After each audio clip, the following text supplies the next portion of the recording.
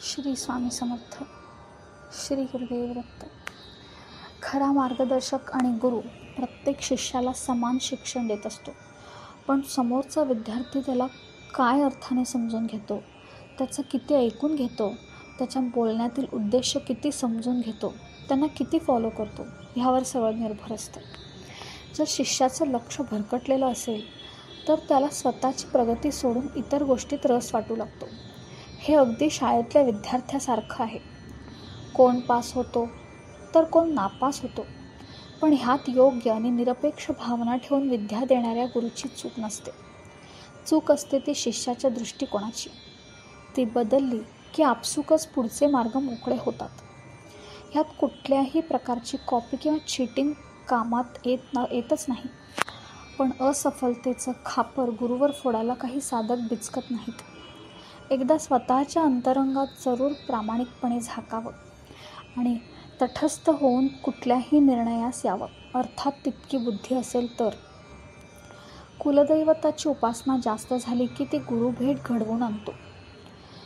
शरीरधारी गुरु जरी नाही भेटला तरी दत्त संप्रदायातल्या एखाद्या अवताराशी सायुज्य घडवून देतो आणि मग अदृश्यातील आदेशांचा ओघ चालू होतो. आणि मग आपल्या आत्मतत्वाप्रमाणे एखादी देवता आपल्याशी जुळली जाते व तिच्या भक्तीची पराकाष्ठाच आपल्याला मुक्तीचा मार्ग उघड करून देते.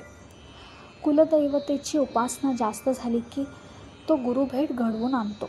नाहीतर काय, शरीरधारी गुरु जरी प्रत्यक्ष भेटला नाही तरी दत्त संप्रदायातल्या एखाद्या अवताराशी सायुज्य घडतं आणि बघता बघता अदृश्यातून आदेशांचा ओघ चालू होतो. मग काय, आपल्या आत्मतत्वाशी जुळणारी एखादी देवता आपलीच होऊन जाते आणि तिच्या भक्तीची पराकाष्ठा ती तर मुक्तीचं दार उघडते रे. हे अनुभवलं तर कळतं. सगळं नियोजित असतं आणि तरीसुद्धा अद्भुत. कधी एक विचार मनात येतो की ह्या सगळ्याला वेळ किती लागतो, या साधनेला, ह्या वाटचालीला खरंच नेमका किती वेळ जातो. पण मग मनात एक उत्तर येतं की वेळ नाही रे, हा तर एक खेळ आहे, कल्पांत जन्माचा खेळ. प्रश्न वेळेचा नाही, प्रश्न आहे तुझ्या भावाचा. तू किती मनापासून त्या नामात गुंततोस, तू किती खोल जातोस, आणि त्या खोलगट भावनातूनच ही वाट ठरते. कुणासाठी लवकर तर कुणासाठी उशिरा. नामस्मरणाचा प्रभाव होय, आहे तो. मी अनुभवले आहे.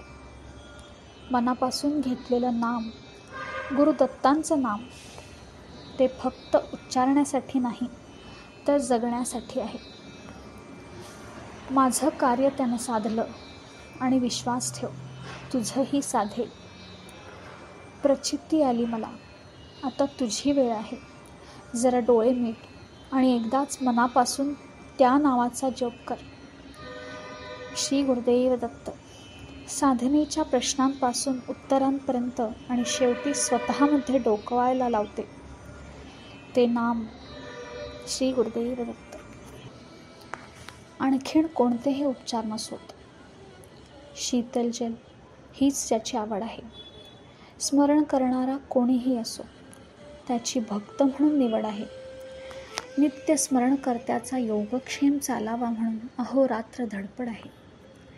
ज्याला कोणाचा आधार नाही अशा भक्तांचा जो आधारवड आहे, भक्त काजाकरिता अन्य कामे बाजूस ठेवून ज्याला सवड आहे, शत्रू भयात आपल्या भक्तांची जो कड घेतो, नित्य आपले भक्त आपल्याच सानिध्यात असावेत ही ज्याला निकट वाटते, अडचणीत असलेला भक्त पाहून आपले अश्रू लपवणे ज्याला जड आहे,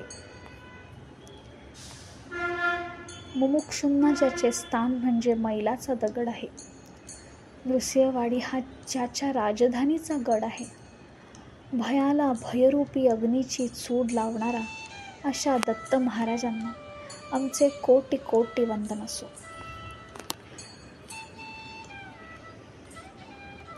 एके जागी स्थिर नसलेला तो, परंतु आपल्या भक्ताच्या हाकेला त्वरित धावून येणारा, आपल्या भक्तांचे चित्त आपल्यापाशी स्थिर राहावे म्हणून भक्तांच्या हृदयातच स्थिर असतो. भक्तांसाठी अत्यंत कनवाळू, पण अभक्तांसाठी मात्र वज्राहून कठोर दंड आणि कमंडलू हाती घेत अभक्तांना भयाने नित्य स्मरण करावयास लावतो आणि अखेरीस मुक्ती देतो. रोग परिहार ही लीला का?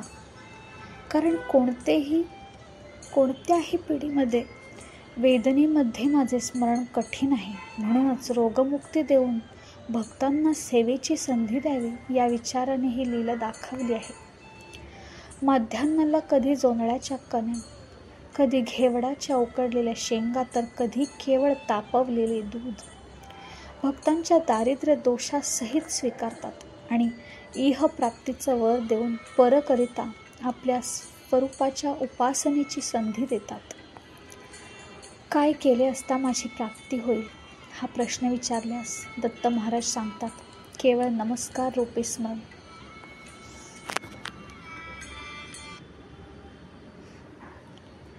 श्री स्वामी समर्थ.